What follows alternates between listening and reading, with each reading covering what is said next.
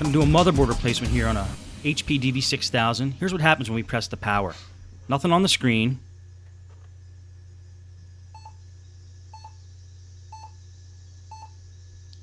And we get a couple of beeps there. Now, it could be an error code. You can check that on the HP's website, see what 4 beeps mean. But we already did that, and we tried replacing the RAM, and it's definitely a motherboard problem. So, since we already did a motherboard replacement on DV6000, I'm just going to do this one in fast motion.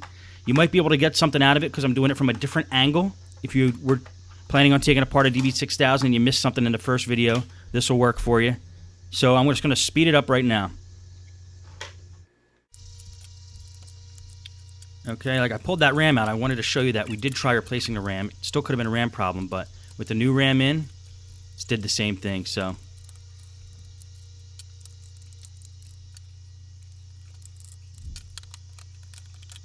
Let's pull the front keyboard off, then get that hinge cover plate off, which has those 2 stingy LCD cables attached to it.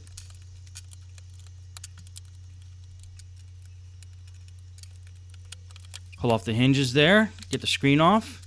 Then we realized we forgot to take the wireless antenna off and the webcam cord, which we should have done in the first place before we tried to pull the screen off.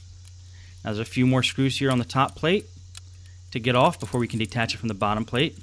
And we got to get all the screws out of the bottom plate before we detach it from the top plate.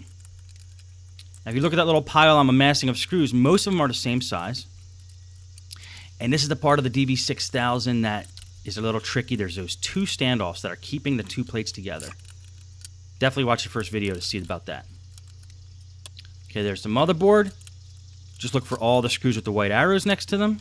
That should be able to give you enough indication of what screws to take out of the motherboard. Okay, let's take the processor CPU fan off. Let's get the processor out of there. Take a new motherboard, pull it out of the case, and that was the wrong motherboard, so I'm going to pull the correct motherboard out of the case. I'm going to reattach the CPU, the fan, and the heatsink. Yeah, I had 2 motherboards sitting over there. I accidentally pulled the wrong one, but it's a blooper. But this one is the correct motherboard. And HP's on the motherboard, right under the RAM, they have the model number, and you want to eBay. If you're doing a buying on eBay, you want to do an eBay search for that model number. That'll give you the exact motherboard that you need.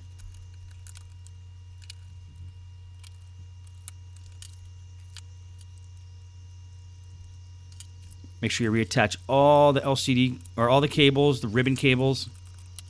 Get those standoffs back on. Reattach all the screws.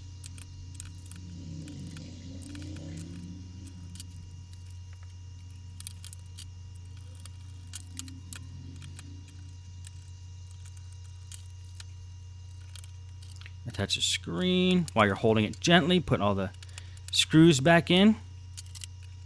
And tighten them up with a higher torque screwdriver because you don't want these to get loose. The screws that hold the monitor on.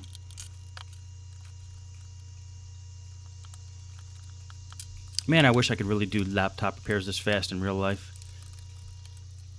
Okay, you got to feed those wireless antenna through the little gap that was created there under the keyboard.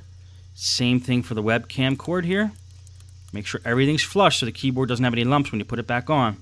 It all has to go back properly. It's all nice and even.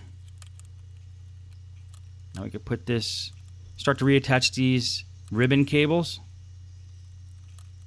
These are important ribbon cables. They control the power board on the hinge cover plate there.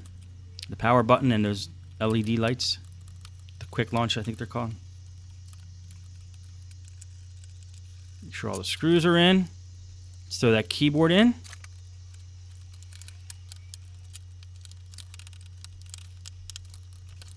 The hinge cover plate back on. Start to put all the stuff back in the bottom.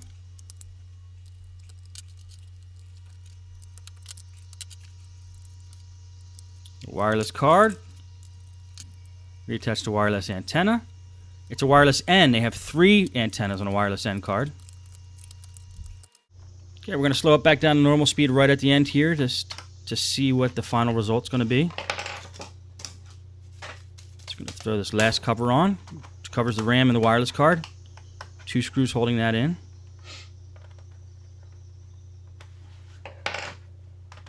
Put the battery back in.